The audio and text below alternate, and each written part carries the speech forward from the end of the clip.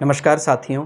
सातवें भाव का केतु किस प्रकार से इसे बैलेंस किया जा सकता है।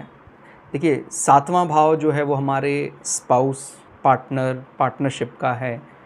किसी व्यक्ति के साथ जो कोई हम जब मीटिंग कर रहे हैं वो उसका परिणाम सांसारिक दृष्टि से हमें लाभप्रद हो, वो भी सातवें भाव से देखा जाता है।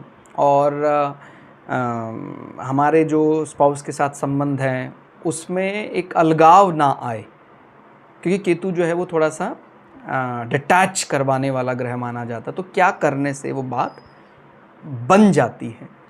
सामान्यतः तो केतु यदि सातवें भाव में जल तत्व और अग्नि तत्व राशियों में बैठा हुआ है तो उसके डिपॉजिटर से ही काम चल जाता है, क्योंकि इन राशियों में केतु सामान्यतः बुरे फल नहीं देता है। आप जानते हैं, यदि वो जल तत्व और अग्नि में है तो राहु अपोजिट होगा।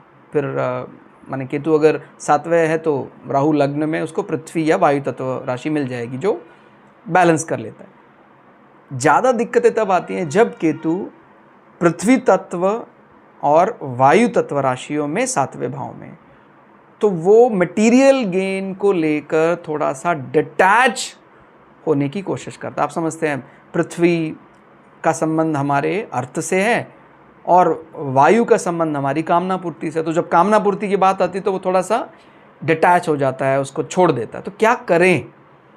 आप अगर किसी ज्योतिषी को, किसी व्यक्ति को वो दिख रहा है चार्ट में, तो उसको उसी प्रकार से यदि जीना शुरू करता है तो अच्छा हो रहता है कि भाई जब भी हमारा कोई ऐसा प्राप्ति हो रही है, कामना पूर्ति हो रही है, या कोई हम पार्टनरशिप के ज़रिए कुछ पैसा ले रहे हैं, उसमें मन में ये भावना ज़रूर रखें कि हाँ, ये जो प्राप्ति है ये मुझे क्यों चाहिए, मुझे मुक्त होने के लिए चाहिए।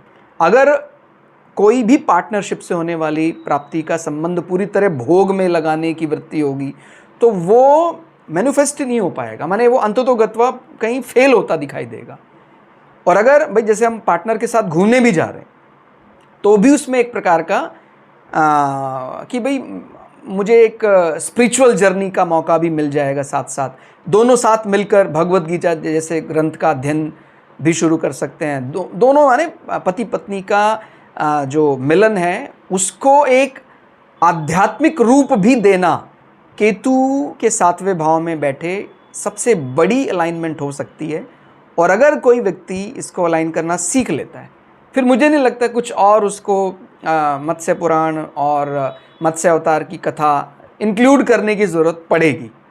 अगर ये कर ले तो ये सबसे बड़ी रेमेडी है कि पार्टनर के साथ रहकर भी उसको